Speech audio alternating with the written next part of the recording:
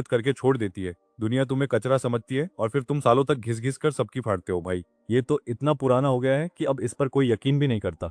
लेकिन दूसरा ऑप्शन एकदम कतई जहर है, वचनी शासन है वाली पावर, यानी तुम जो भी बोलोगे वो हकीकत बन जाए, कोई पाबंदी नहीं, कोई मेहनत नहीं। अब हमारा हीरो कोई पागल तो है नहीं, उसने बिना पलक झपकाए सीधा दूसरे वाले ऑप्शन पर क्लिक कर दिया। और भाई जैसे ही कंफर्मेशन मिला, उसके शरीर से ऐसी खतरनाक पावर निकली कि अच्छे अच्छों की हवा टाइट हो जाए। सिर्फ एक लाइन और किसी की भी मौत या जिंदगी तुम्हारे हाथ में। हीरो अभी अपनी इस नई ताकत के मजे ले ही रहा था कि तभी एक ऐसी दहाड़ सुनाई दी जैसे किसी ने कान के पास बॉम्ब फोड़ दिया हो। सामने खड़ा था एक भीमकाय शेर, जिसके शरीर से बैंगनी आग की लपटें निकल रही थी। वो शेर दहाड़ा, ए नन्हे इंसान, तेरी इतनी हिम्मत कि तू अकेला मेरी जीवन पहाड़ियों के बीच घुसाया, अपनी मौत को दावत दे रहा है क्या? भाई साहब, शेर बोल रहा है। हीरो पहले तो सकपका गया, पर फिर उसे याद आया कि इस दुनिया में तो जानवर भी अलग ही स्वैग में रहते हैं। उसने सोचा चलो इसी बिल्ली के बच्चे पर अपना नया सिस्टम टेस्ट करते हैं। हीरो हल्का सा मुस्कुराया और बोला, चल बेटे नीचे गिर।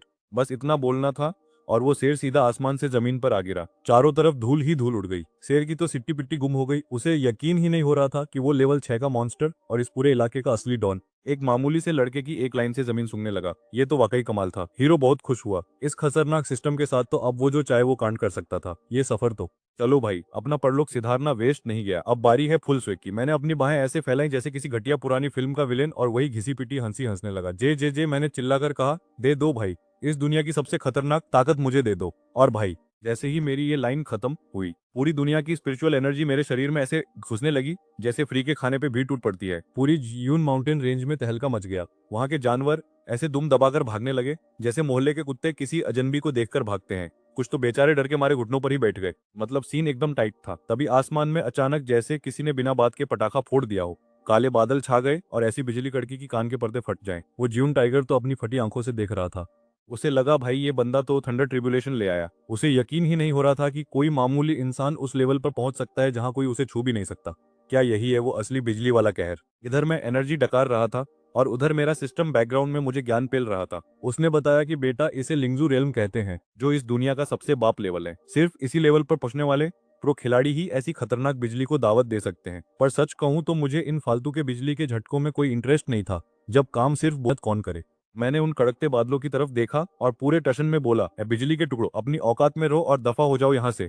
और भाई अगले ही पल आसमान ऐसा साफ हुआ जैसे उधार मांगने के बाद दोस्त गायब हो जाते हैं। ज्यून टाइगर और बाकी बड़े बड़े राक्षसों के तो फ्यूज ही उड़ गए। वो सोच रहे होंगे कि भाई जिस बिजली से पूरी दुनिया तबाह हो सकती है, उसे इस बंदे ने एक लाइन बोलकर चलता कर दिया। तो ये है इस लिंगलेन दुनिया की सबसे तगड़ी पावर। मैंने अपनी मुट्ठी को हल्का सा भींचा और मुझे महसूस हुआ कि मेरे हाथों में अब इतनी अनलिमिटेड ताकत आ चुकी है कि बस जरा सा हाथ घुमाते ही सब कुछ तबाह करने की ये जो इनविंसिबल वाली फीलिंग है ना भाई साहब, कसम से कतई जहर है। मजा ही आ गया। तभी ज्यून टाइगर किंग अपने चेलो चपाटों के साथ मेरे पैरों में गिर गया और चिल्लाने लगा, लिंगजू महाराज की जय हो, आप हजारों साल जिए और पूरी दुनिया पर राज करें। ये सब देखकर मेरा तो मुंह ही टेढ़ा हो गया। भाई ये लोग मुझे ऐसे इज्जत दे रहे हैं जैसे मैं किसी साउथ की फिल्म का बड़ा वाला विलेन हूँ। खैर इनकी चापलूसी मुझे थोड़ी पसंद तो आई। मैंने भी स्वैग दिखाते हुए कह दिया, जाओ आज से ज्यून पहाड़ एक पवित्र जगह है और तुम सब जानवरों का लेवल एक झटके में बढ़ जाएगा। इतना बोलकर मैं वहां से ऐसे गायब हुआ जैसे सैलरी आने के बाद पैसे गायब होते हैं। बेचारे टाइगर और उसके साथी तो हक्के बक्के रह गए। उन्हें लगा शायद मैं मजाक कर रहा हूँ, पर अगले ही पल पूरे पहाड़ की हवा ही बदल गई। जो असली पावर यानी लिंग की पहले कम थी, वो अचानक से इतनी बढ़ गई कि पूछो मत। सारे जानवरों के शरीर में पावर पागलों की तरह बढ़ने लगी और सबका एक साथ लेवल अप हो गया। उस पल में जीवन पहाड़ के हर जानवर के लिए सीधा भगवान बन गया। अब वहां से निकलकर मैं पास के एक शहर में पहुंच गया। सोचा था कि थोड़ी चिल लाइफ जीऊंगा, शहर की रौनक देखूंगा और ऐश करूंगा। पर मेरी किस्मत और इन कहानियों के राइटर का दिमाग दोनों ही खराब हैं। जैसे ही मैंने सुकून से रहने का सोचा, सड़क पर अचानक भगदड़ मच गई। एक बड़ा सा भेड़िया जैसा दानव, जिसकी आंखें खून की तरह लाल थी, वहां पागलों की तरह तोड़फोड़ कर रहा था। उस भेड़िए की पीठ पर एक लड़का बैठा था जो ऐसे मजे ले रहा था जैसे उसे फ्री का इंटरनेट मिल गया हो। वो बेकाबू भेड़िया सीधा मेरी तरफ आ रहा था। वो लड़का चिल्लाया, ओए हट जा, मेरे रास्ते में आने की हिम्मत मत कर। पर मैं टस से मस नहीं हुआ। भाई सिर्फ लेवल 4 के इस मामूली कुत्ते जैसे जानवर पर बैठकर तू मेरे ऊपर चढ़ने की कोशिश करेगा? ये चोमू मेरे सामने इतनी चौड़ दिखा रहा है। इसे पता नहीं कि अगर मैंने अपनी ताकत का सिर्फ 10,000वां हिस्सा भी रिलीज कर दिया ना, तो इसके और इसके पालतू जानवर के चिथड़े उड़ जाएंगे। पर भाई हमारी किस्मत देखो, इससे पहले कि मैं अपना जलवा दिखाता, एक चमचमाती हुई लड़की अचानक मेरे सामने आ गई। उसने अपना जोर दिखाया और उस बंदे को उसके भेड़िए समेत पास वाली दुकान में ऐसे घुसाया जैसे कोई कचरा फेंक रहा हो। भाई साहब वो भेड़िया इतना भारी भरकम था कि उस टक्कर के बाद दुकान का तो नामो निशान मिट गया। अब तो वहां सीधे नई बिल्डिंग ही खड़ी करनी पड़ेगी। उस लड़की ने चैन की सांस ली और मेरी तरफ मुड़कर पूछा, तुम ठीक तो हो ना? मैंने मन ही मन सोचा, अबे मैं तो एकदम चकाचक हूँ, पर तेरे होंठों से खून निकल रहा है तो अपनी फिक्र कर। मैंने हाथ हिलाते हुए उसे इशारा किया कि भाई, इस हीरोपंती की क्या जरूरत थी? मतलब क्यों बिना बात के बीच में टांग अड़ाई? तभी उस मलबे के नीचे से एक गोल मटोल और मोटे से अंकल बाहर निकले। वो झाओ वार पर चिल्लाने लगे और पैसे मांगने लगे। वैसे बाहर से तो अंकल बड़े गुस्से में दिख रहे थे, पर अंदर ही अंदर उनकी चांदी हो गई थी। उन्हें पता था कि ये लड़की तो चलती फिरती तिजोरी है, सीधा जैकपॉट लगा है। वार ने भी बड़े स्वैग में कह दिया, अरे ले लेना भाई पैसे, बता कितना हुआ। उसके लिए किसी मासूम की जान बचाना इन पैसों से ज्यादा जरूरी था। लेकिन भाई, सीन ये था कि उस दुकान में कोई आम सामान नहीं, बल्कि बहुत ही हाई क्वालिटी की जड़ी बूटियां और कीमती 20 बॉक्सेज रखे थे। उस सामान की कीमत इतनी ज्यादा थी कि झाओ खानदान को भी उसे कमाने में पूरा 1 साल लग जाता। अब भाई, वो भले ही खानदानी रईस हो, पर इतना बड़ा बिल भरना उसके लिए भी नानी याद आने जैसा काम था। इसकी असली कीमत 10 लाख सोने के सिक्कों से ज्यादा नहीं है, पर ये भाई साहब तो सीधा 1 करोड़ मांग रहे हैं। जैसे हमारे यहाँ दुकानदार 10 की चीज 20 में चिपका देते हैं। दुकानदार के चेहरे पर ऐसी घटिया मुस्कान थी मानो कह रहा हो, जो उखाड़ना है उखाड़ ले। जाओ वान बेचारी चिल्लाई, इतनी बेशर्मी से पैसे मांगते हुए तुझे मेरे जाओ खानदान का डर नहीं लगता? दुकानदार कमीनी हंसी हंसते हुए बोला, अरे बताना भूल गया, मेरा नाम चो यूफू है और मैं फेंगमिंग शहर के जो खानदान से हूँ। समझी? वही जो खानदान जो शहर की 4 बड़ी ताकतों में नंबर 1 है। ये सुनते ही जाओ वान के माथे पर पसीना आ गया।